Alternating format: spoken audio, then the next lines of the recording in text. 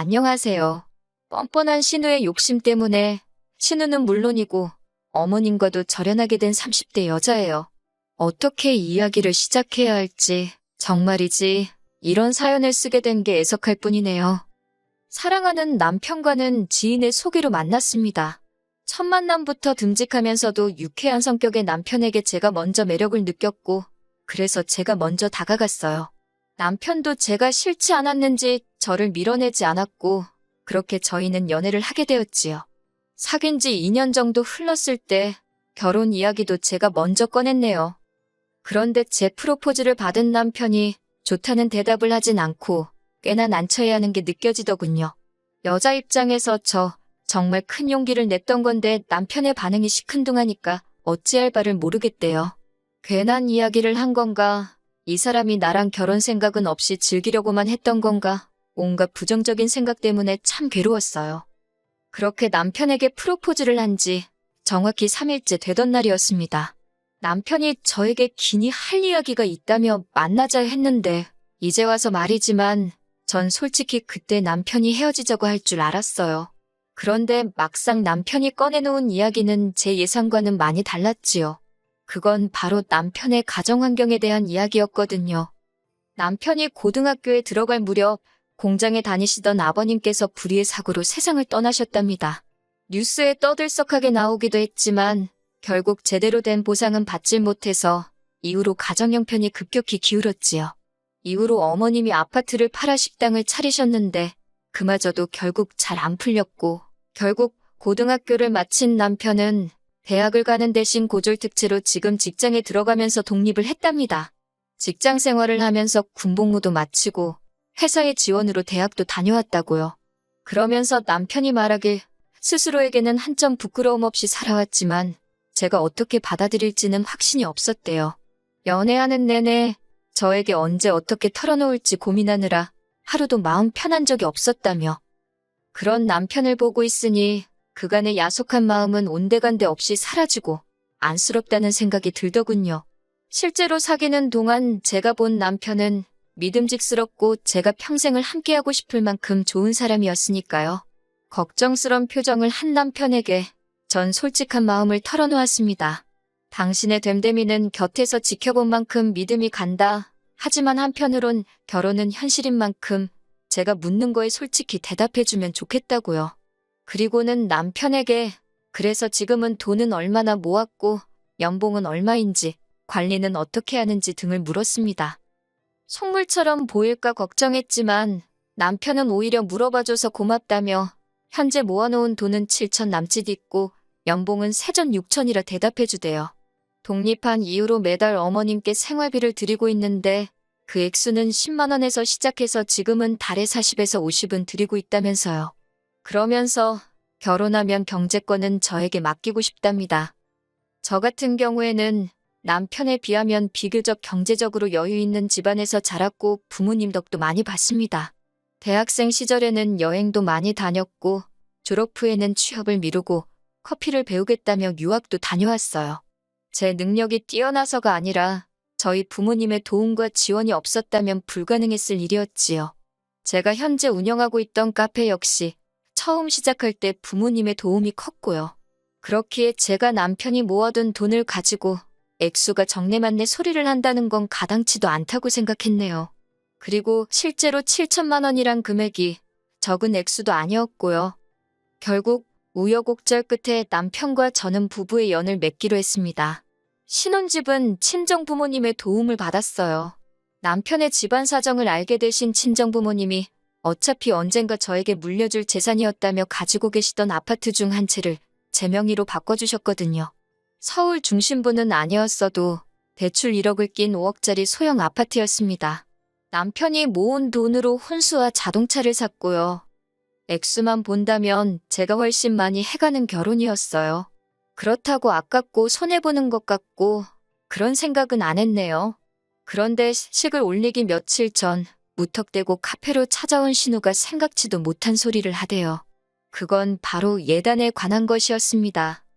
할 말이 있어 바쁜 와중에 찾아왔다는 신우의 말에 어쩌라는 건가 싶었지만 일단은 커피를 내주고 맞은편에 앉았습니다.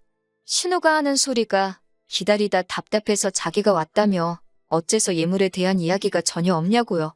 저는 당연히 남편이 이야기했을 거라 생각했기에 좀 당황스러웠지만 이내 못 들었냐고 예물은 생략하기로 했다고 알려주었지요. 그랬더니 신우가 그걸 어른들끼리 상의해야지 왜 너희들끼리 멋대로 정했냐며 어이가 없답니다. 신우의 격한 반응에 조금 당황하긴 했지만 일단은 알겠다고 그러면 어머님에게 다시 말씀드리라 했어요. 그랬더니 당신이 어머님 대리인으로 온 거라며 당신하고 이야기를 하면 된다네요. 그러냐 했지만 속으로 생각하기엔 도대체 무슨 이야기가 하고 싶어서 저러는 건지 어이가 없었지요. 신우가 한다는 말이 저도 알다시피 어머님 사시는 곳은 좁아서 이것저것 뭐 들여놓을 공간도 없다고 그냥 현금예단만 하면 된답니다. 1,000만 원 하면 어머님 성격의 절반은 돌려주실 거라면서 쓸데없는 거 사지 말고 현금으로 1,000만 원이면 딱 좋겠다고 2번이나 반복해서 말하는데 어이가 없더군요. 저는 신우에게 못 들은 걸로 하겠다고 1,000만 원이 누구 집 강아지 이름이냐고 쏘아붙였습니다. 막말로 남동생 장가가는데 밥솥 하나 해줄 생각은 없으면서 예단이라니 가당키나 하냐고 이런 말 뭐하지만 좀 뻔뻔한 거 아니냐고 면전에 대고 얘기했어요. 그랬더니 신우가 윗사람한테 못하는 말이 없다며 목소리를 높였습니다. 저는 여기 엄연히 제 영업장이라고 목소리 낮추라 했지요. 하지만 신우가 제 말을 들어먹을 리 없었고 결국 제가 경찰을 부르는 척까지 하고 나서야 씩씩거리며 자리를 뜨대요. 솔직히 이런 일을 겪고 파혼을 왜 안 했냐 하실 수도 있겠지만 이때만 해도 신우 성질머리가 보통이 아니구나 그렇게만 생각했어요. 제가 충분히 감당할 수 있다고 생각했고 신우랑 같이 살 것도 아니니 별일 아니라고 쉽게 치부해버렸지요. 게다가 이 일을 남편에게 전했더니 남편이 그 길로 신우한테 찾아갔고 저에게 말하길 자기가 정말 크게 화를 냈다고 했습니다. 제가 따라가질 않았으니 정확히 남매 사이에 무슨 대화가 오갔는지는 모르지만 그래도 그날 이후로 결혼식까지 신우가 저에게 경우 없이 행동하는 일은 없었으니 남편이 대처를 잘했구나 그렇게 생각했네요. 하지만 결혼한 뒤 신우의 말 같지도 않은 간섭이 다시 시작되었습니다. 발단은 집들이었어요. 어머님과 신혼의 부부를 아파트로 초대했는데 신발장에 들어서면서부터 비아냥거리기 바쁘더라고요. 아파트 자체가 오래된 아파트다 보니 친정아버지 아는 분께 부탁해 비교적 저렴하게 인테리어를 싹 고쳤거든요. 그런데 신우가 저를 쳐다보면서 한다는 소리가 그 돈이면 차라리 자기 엄마, 그러니까 어머님 사는 집 보증금에 보태주지 그랬냐입니다. 시어머니는 반지하에서 혼자 외롭게 사는데 너희만 이렇게 삐까뻔쩍하게 해놓고 살면 좋냐면서요. 솔직히 저도 결혼할 때 반지하에서 혼자 사시는 어머님이 마음에 안 걸렸던 건 아니에요. 하지만 남편이 먼저 저에게 신경 쓸 거 없다고 하더라고요. 어머님이 저렇게 살게 된 건 전적으로 신우 때문이라면서요. 남편이 독립을 하고 난 이후로 어머님과 신우는 10평 남짓한 빌라에서 같이 살았대요. 어머님에게는 전 재산이나 마찬가지였던 전세보증금 8천이 묶여있는 집이었다고요. 그런데 몇 년 전 신우가 혼전 임신을 하게 되면서 시집을 가게 되었는데 남자 쪽도 사정이 여의치 않다 보니 신우가 어머니더러 보증금에서 얼마를 빼달라고 했던 모양이에요. 그래서 어머님이 8천의 절반을 뚝 떼주시고 이후로 당신은 반지하방 전세살이로 들어가셨다고 들었습니다. 제가 하고 싶은 말이 어머님이 잘못하셨으니 그렇게 사셔도 어쩔 수 없다. 그런 건 아니에요. 하지만 적어도 신우가 저한테 돈으로 어머님 보증금을 보태드려라 어쩌라 할 자격은 없다는 거지요. 아무튼 신우가 말이라고 아무렇게나 내뱉는 게 너무 얄미워서 불쌍한 친정엄마 등골 빼먹고 시집간 너한테 들을 소리는 아니라고 쏘아붙이고 싶었지만 신우 남편도 있고 해서 차마 그 소리는 안 했고 그냥 못 들은 척 해버렸어요. 그런데 신우가 해대는 헛소리보다 더 크게 제 신경을 긁는 사람이 있었으니 그건 바로 어머님이셨습니다. 어머님께서는 저희가 매달 보내주는 생활비 50만 원과 가끔 일손이 부족한 식당에서 일을 도와주며 받는 돈으로 생활을 이어가고 계셨어요. 신우는 자기 먹고 살기도 바쁘고 애들 키우기도 빠듯하다며 단돈 10만 원도 보내지 않고 있었고요. 물론 신우가 돈을 보내드리던 말던 그거야 제 알 바는 아니에요. 하지만 그럼에도 불구하고 제가 예민하게 반응하게 된 건 어머님이 걸핏하면 저에게만 전화를 하셔서는 누구는 어디 간다더라, 뭐 먹었다더라, 옷을 샀다더라, 당신만 돈이 없으니 죽겠다며 아쉬운 소리를 해대셨거든요. 아무리 며느리도 자식이라지만 아들하고 딸한테는 매번 괜찮다 괜찮다 하시면서 며느리인 저만 붙들고 죽는 소리를 하시니 얼마나 부담스럽고 불편하던지. 처음에는 남편 몰래 5만 원이나 10만 원씩 보내드리기도 했는데 그것도 계산해보니 심할 때는 생활비를 제외하고도 저희가 한 달에 30에서 40만 원은 더 드리는 셈이더라고요. 그래서 이후로는 어머님의 하소연을 듣더라도 내내 대답만 해드릴 뿐 따로 돈을 보내드리거나 하지는 않았습니다. 그런데 지난해 엄청 추웠던 12월의 어느 날이었어요. 신호가 연락도 없이 어머님과 함께 저희 아파트로 찾아와서는 대뜸 할 이야기가 있다고 하더군요. 신호가 갑자기 찾아와서 좋은 소리 한 일이 없었기 때문에 무슨 이야기인지 듣기도 전에 한껏 예민해졌지만 그래도 일단 드러나보자 싶어서 말해보라 했습니다. 그랬더니 어머님이 저렇게 혼자 사시는 게 안타까워서 이번 참에 자기가 어머님을 모시고 살기로 했답니다. 생각지도 못한 소리였지만 어쨌든 쉬운 결정은 아니었을 테니 어려운 선택을 했다고 잘 생각했다고 한껏 추켜 세워줬지요. 그랬더니 신우가 의기양양해져서 한다는 말이 그래서 어머님이 지금 사시는 집에 걸려있는 전세보증금은 자기가 가질 거랍니다. 사실 저는 별 생각이 없었는데 남편은 자기보다 뒤늦게 결혼한 신우에게만 어머님이 경제적으로 얼마라도 도와주신 게 그렇게 서운하다 했었거든요. 실제로 어머님께 대놓고 이야기한 적도 있고요. 그때 어머님이 말씀하시길 몇 푼 안 되지만 그래도 당신 죽고 나면 사시던 전세집 보증금은 아들인 제 남편에게 준다 하셨는데 분명히 말하지만 저는 그 돈 주셔도 그만, 안 주셔도 그만이라 했고 욕심낸 적도 없습니다. 남편에게도 그 돈은 없는 돈이라 생각하고 살라 했을 만큼이요. 그런데 신우가 자기가 그 돈을 갚겠다 하는데도 어머님은 먼 산만 보고 계실 뿐 남편에겐 조금도 미안한 기색이 없으셨으니 남편도 허탈한지 어이없다는 표정만 짓고 있었지요. 하지만 신우의 욕심은 거기서 끝이 아니었습니다. 어머님의 전세 보증금은 물론이고 앞으로는 그동안 어머님께 저희가 보내드리던 생활비도 자기한테 보내라더군요. 그런데 신우가 한다는 말이 생활비를 제외하고 50을 더 보내래요. 어머님을 보살피는 자기의 인건비 같은 거라나요? 어이가 없어서 듣다 못한 제가 그렇게는 못한다 했습니다. 저희가 형님더러 어머님을 모시라 한 것도 아닌데 저희가 생활비도 부담하고 무슨 인건비, 말도 안 되는 소리라고 했어요. 어머님을 놓고 형님 지금 장사하시는 거냐고 따졌지요.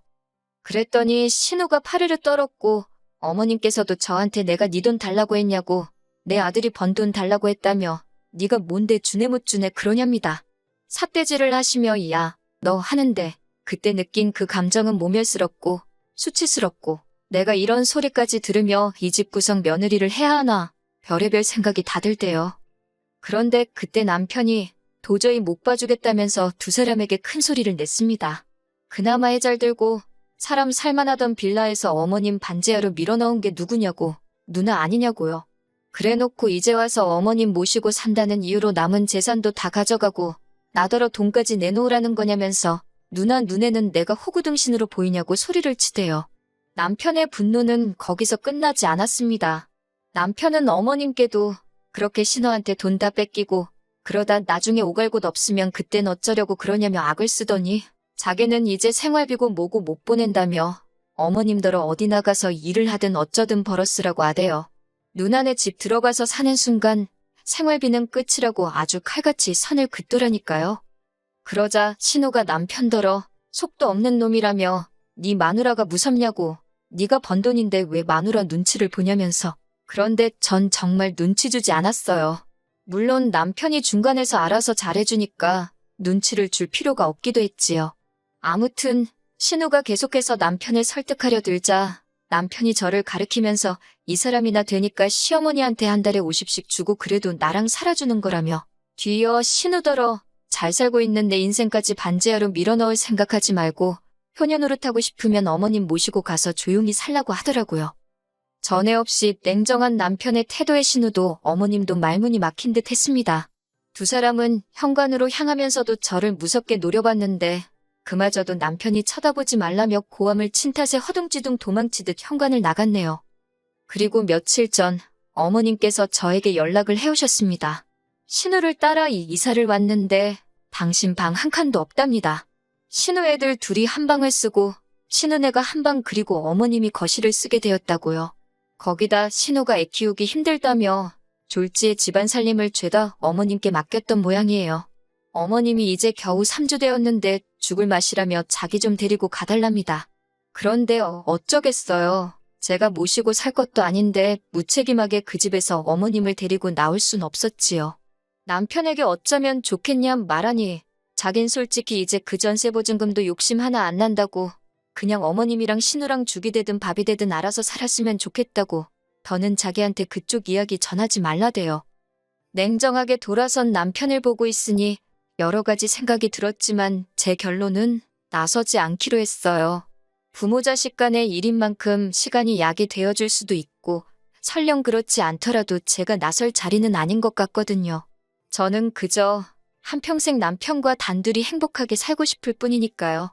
남편이 하자는 대로 따르되 만약 남편이 잘못된 길로 향한다면 그걸 바로 잡아줄 수 있는 딱 그 정도만 하면서 살아가겠습니다.